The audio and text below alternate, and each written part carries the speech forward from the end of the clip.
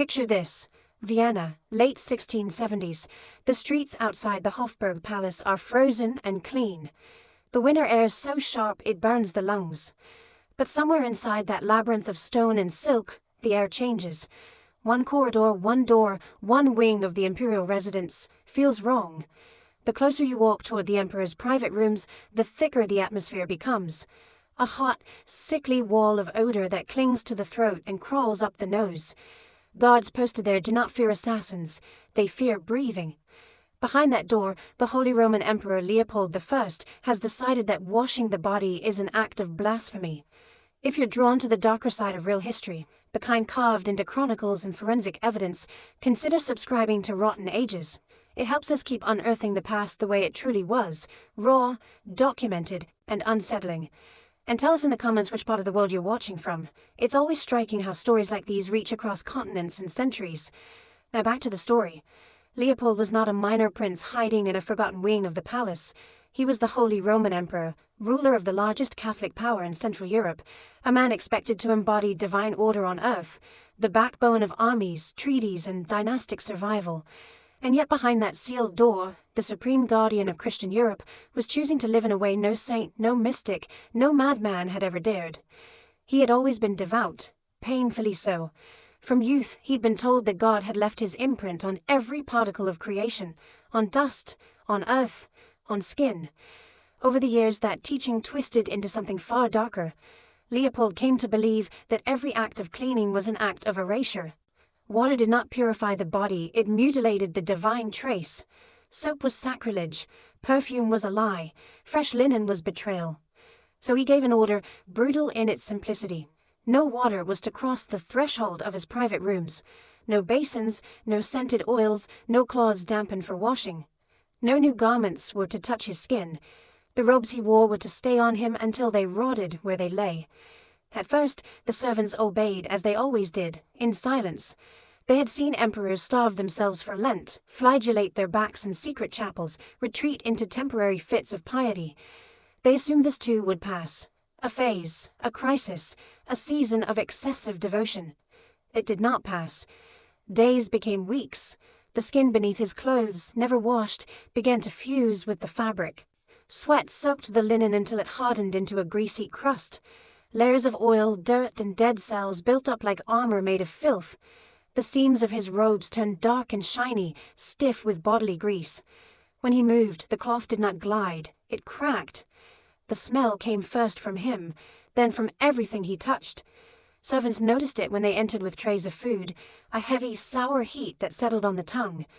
Then it spread. It leaked under doors, seeped down staircases, clung to curtains. An entire floor of the palace began to stink like a neglected infirmary. Sweat, wine, old meat, and something else beneath it all. Decomposing flesh still attached to a living man. Physicians summoned to advise were stopped at the threshold of his rooms. They were not allowed to wash him, not allowed to touch him, scarcely allowed to speak. From a distance they saw what he had become. His skin had darkened to a patchwork of brown and gray, broken by eruptions and scabs. Sores crusted and reopened in an endless cycle. Under the filth, the flesh itself seemed to blister.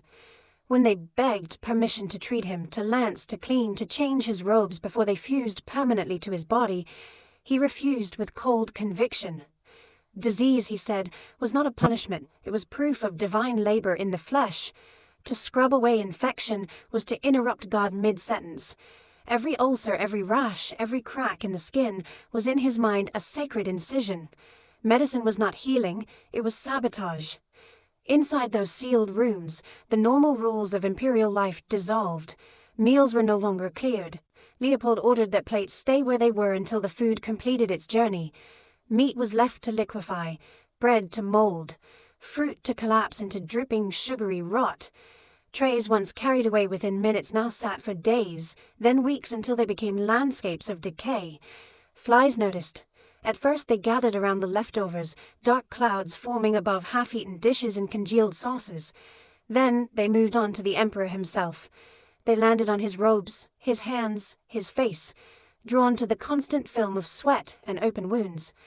One horrified servant tried to wave them away. Leopold stopped him instantly. They were not vermin, he said. They were messengers of God, drawn to the warmth of living matter. Their buzzing, he insisted, was the sound of creation continuing its work inside and around him. By the middle of the decade, the court physicians had stopped writing official reports. There was no way to describe their ruler's condition without indicting him. Off the record, in private notes hidden in the Hofburg archives, one of them wrote a single damning line: "His Majesty has chosen to rot while still alive." But the story inside those rooms was only beginning. Because filth for Leopold was no longer a side effect of neglect, it had become a method, a deliberate experiment in turning his own decaying flesh into a sacred laboratory. And the next stage would make even the smell seem merciful. Inside those sealed rooms, Leopold I believed he had discovered something far greater than rule, the ongoing work of God inside the rotting theater of his own flesh. By the mid-1670s, the emperor's isolation was almost complete. Guards were instructed to let no one pass into his private wing without direct order. The usual procession of courtiers, confessors, and physicians dried up. In their place came a different kind of servant. Monks from a small loyal order, sworn more to obedience than to medicine. Their task was simple and terrifying, not to heal, but to observe. They kept journals, written in a dry, detached hand that barely concealed their horror. They called his study the Camera Lucis Interioris, the chamber of inner light. Inside, wooden tables stood crowded with candles that burned at all hours, their flames reflected in the curved surfaces of countless glass jars. The air was thick with warmth and a constant, almost musical dripping of moisture from the ceiling onto the stone floor. Every substance that left the emperor's body was preserved. Sweat wrung from stained robes, clots of blood from cracked lips, scraps of skin peeled from sores, strands of hair caught in combs, all were sealed away. Each jar carried a label with the date, the room temperature, and a short Latin sentence. Deus opuscum, continues his work. Leopold examined them daily. He believed that within those vessels the divine process of creation could be seen directly. When a liquid darkened or formed veins of cloudy white, he called it a moment of awakening. When tiny threads appeared along the glass walls, he whispered that God was knitting new forms of life from the remnants of old. Heaven, he told the monks, was not somewhere above the clouds. It was in the smallest movements of matter, in the way fluids thickened and twisted in the warmth. The monks' journals record the first mention of what they called living motion. They wrote that samples taken from the emperor's body seemed to swell and tremble when placed near the fire. Inside the jars, pale specks elongated, curled, and unfurled again. Leopold interpreted it not as rot, but as revelation. He named them angels of flesh, messengers born directly from his own body. No one dared contradict him. At that time, the idea of spontaneous generation was still accepted in learned circles. Many scholars believed that life could arise from decay, mice from old rags, insects from mud, worms from meat. What made Leopold's conviction different was not the theory but the object. He did not look to swamps or ditches for miracles. He looked inward, convinced that his own decay was the cradle of new creation. His experiments grew more elaborate. He mixed sweat with wine, oil, and honey, sealed it in darkness, and waited. He warmed Johns by the fire, cooled others by windowsills, recorded changes in texture, color, and smell. When a liquid thickened, he wrote that life was taking form. When a skin formed on the surface of a jar, he declared it proof that God had breathed upon it. The monks dutifully recorded every step. They described candles that never extinguished, air that hung heavy with the scent of oil, alcohol, and something far older, the dense sweetness of slow rot. Flies hovered constantly in the corners, feeding on the invisible vapors that seeped from cork and wax. Outside the chamber, the palace adjusted around this new reality like a wounded animal learning to limp. Guards near the emperor's wing rotated frequently, pleading headaches and nausea. Messengers who carried documents to the door lingered only long enough to hear his muffled voice. Ambassadors wrote home that audiences had become rare, and when granted, brief. Those few who entered his presence described him as pale and trembling, his robes clinging to his body like damp bark. His voice was gentle, almost soothing, but the air around him was wrong, too warm, too wet, too alive. They spoke of walls covered from floor to ceiling with glass, of candle flames reflected in hundreds of shimmering surfaces, of a faint, constant sound like boiling, though no pot sat over the fire. In their private notes, the monks wrote that the emperor no longer spoke of God as something above him, he spoke of God within him. He told them that by preserving his own decay, he had turned his body into a vessel through which divine creation could continue. The living and the dead, he said, were not opposites, but phases, the same matter in different stages of God's labor. The flesh was simply a temporary arrangement, the crossing point between worlds. For those who served him, the line between religion and madness disappeared.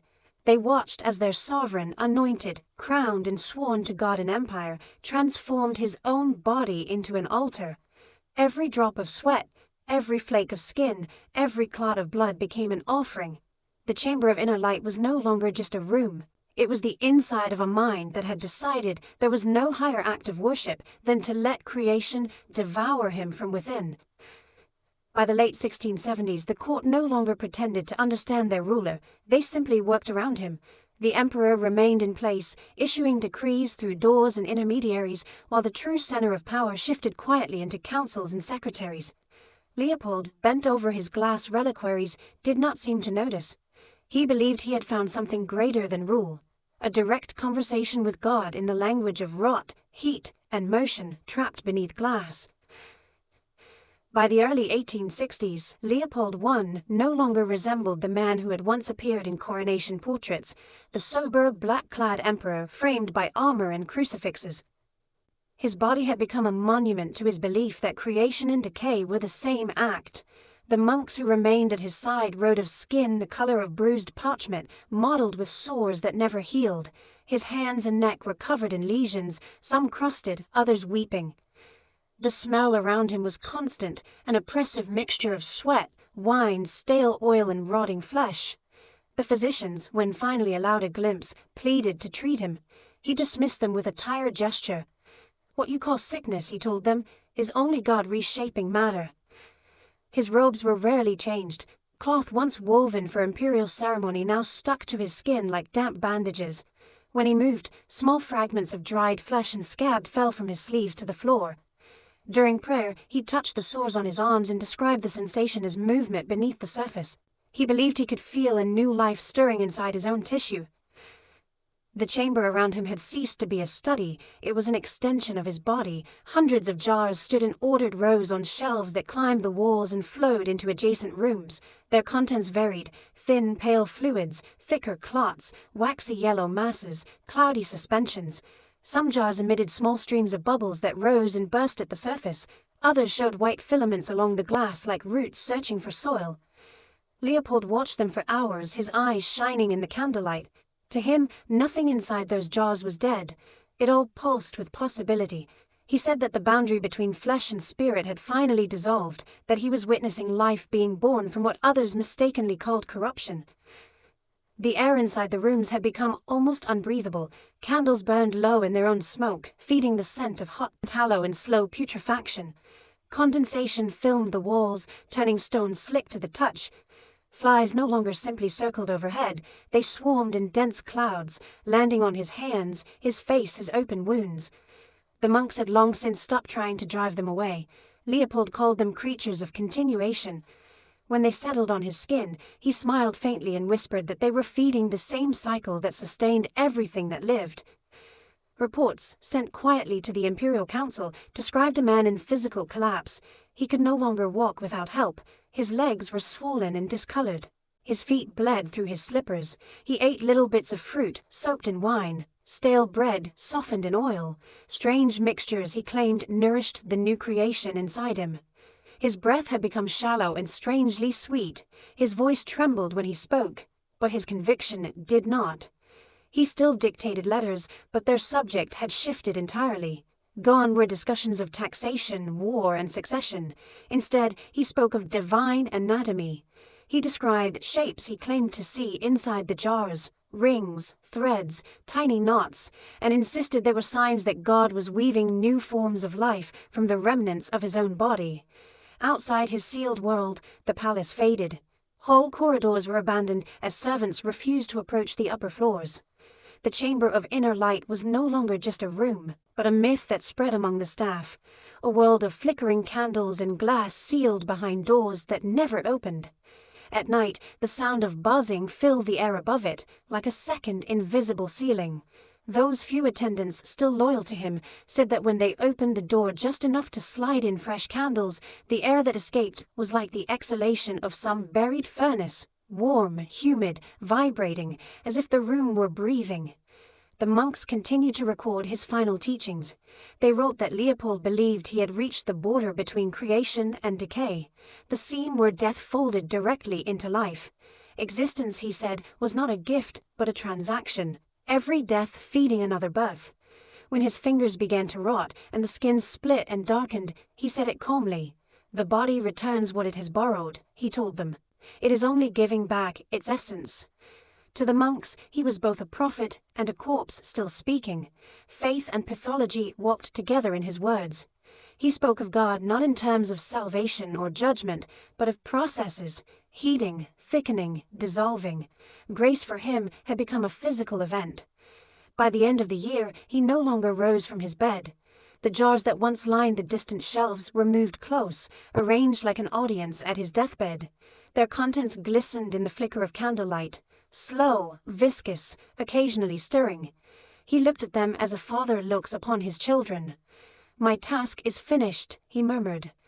According to the monks, creation never ceased. When the last candle near his pillow burned low and the chamber sank into a pulsing half-dark, he closed his eyes.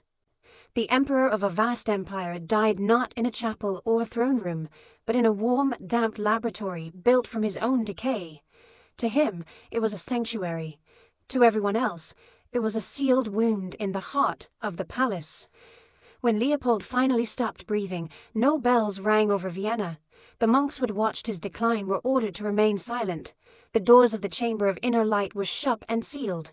Guards were replaced. For 2 days the palace held its breath. Officially, the emperor was resting. In reality, his body lay in a room where the candles still burned, the air still shimmered with heat, and the flies, perhaps the only truly honest witnesses, continued their endless circling. When the imperial physicians were at last allowed to enter, what they found surpassed even their worst imaginings. The air was thick, almost chewable, laden with the mixed scents of tallow, alcohol, and advanced decomposition. The sheets were soaked with fluids that had seeped from the body, pooling beneath him. The emperor's robes had fused to his skin. When the doctors tried to remove them, pieces of flesh came away with the cloth. They worked in silence. Their pens later translated horror into narrow Latin. Ulcers crawled with larvae. Veins had darkened like ink-stained cords beneath the skin. Certain areas of tissue seemed to twitch, even though the heart had stopped. One surgeon wrote a sentence that would never appear in any official chronicle. "The body of His Majesty is not a corpse, but a colony." The autopsy revealed what Leopold's faith had concealed and his experiments had nourished. His organs were infested. The intestines were threaded with worms packed so tightly that normal function seemed impossible. The liver was soft and mottled, collapsing under the touch. The lungs harbored small nests of insects, pockets where eggs had been laid, hatched and fed on the warm, stagnant air. The doctors noted that the internal temperature of the body remained unusually high, as if the decay within generated its own perverse heat. One surgeon wrote that breathing in the room felt like inhaling through cloth soaked in vinegar and blood. They turned next to the jars. Some of the vessels were so tightly sealed that they had to be shattered to access their contents. Inside they found clots of flesh, congealed fluids, curls of hair and nail, gelatinous masses that pulsed when disturbed. In several jars they observed what they described as moving material. Threads that writhed, shapes that contracted and expanded. Whether it was larvae, bacterial film, or simply the slow mechanics of decomposition, they could not say. They only knew that it was too alive for comfort and too unnatural for faith. The Imperial Council's response was swift and absolute. All contents of the chamber were to be burned. The monks protested, calling the jars sacred. They had watched the emperor pray over them, bless them, and name them. To see them cast into the fire felt like watching their ruler die a second death. But the decision held. That night, in the courtyard below the palace windows, a great fire roared. Jars were smashed, their contents poured into the flames. Witnesses said the smoke that rose carried a strange sweetness, a sickly perfume that clung to the air until morning. After the cremation, the empire turned to a different kind of cleansing, not of flesh, but of memory. The court decided that Leopold's final years would not appear in the official chronicles. The monks were dismissed, their journals confiscated. Physicians were ordered to destroy their notes. What remained of the emperor in the public record was the image of a pious ruler, not the man who had turned his body into a laboratory of decay. Only fragments of their report survived, hidden in private collections, resurfacing centuries later like bones rising from eroded soil. Those fragments tell a different story. They describe an emperor who believed with absolute sincerity that life could emerge from death if left untouched, that the divine act of creation had not ended but continued silently through decay. They record rumors whispered among servants that something in the jars had resisted the fire, faint movements beneath the ashes, insects crawling from the embers. Nothing proven, everything feared. For years afterwards, those who worked in the palace swore that on warm days, the upper floors still carried a faint smell. Oil, rot, and something almost sweet, an echo of a room that no longer existed. Historians would later call it madness, a symptom of infection, of isolation, of a mind eaten away by theology taken too literally. But those who read the surviving documents find that explanation too simple. Leopold's beliefs were not born in a vacuum. They were the twisted offspring of his era's science and faith. This was a world that still trusted spontaneous generation, that believed God's work might continue through the filth of gutters and the rot of meat. To a man like Leopold, it was a short, catastrophic step from believing that life could arise from decay, to believing that his own decomposing flesh might be the holiest cradle of all. Leopold I died as he had lived in his final decade, certain that within his body existed the secret of divine rebirth. The empire he left behind scrubbed his memory, polished it, and placed it back among the portraits of solemn, distant rulers. The official story speaks of a devout emperor, a patron of music, a defender of faith. The sealed rooms, the jars, the larvae, the fire, all were erased from the narrative. But the stones remember what paper forgets. Behind walls that once sweated with candle heat, the marks of smoke and soot lingered for years. Servants said that on quiet nights, the upper corridors felt warmer than they should, as if some old experiment still smoldered behind the plaster. Leopold's story is not simply one of madness or superstition. It is an autopsy of belief, an examination of what happens when power and faith conspire to ignore the basic laws of flesh. He turned his body into an altar and discovered too late that the gods of decay are merciless. When you stand today in front of an imperial portrait, the composed gaze, the lace collar, the polished hair, remember that not every emperor died as he was painted. Some, like Leopold, surrendered their bodies to an idea so completely that they became experiments, their organs notebooks, their skin a canvas for invisible labor. He did not find heaven in his jars, but he did reveal a harsh truth. Left unchecked, the desire to witness creation up close can devour the very body that seeks it. In the end, the empire survived by burying his truth under incense and marble. Yet somewhere in the story of Leopold I, beneath the ash and the edits, lies a warning that even the most sacred flesh rots, and that no amount of prayer can make decay anything other than what it is. Nature continuing its work, with or without our permission.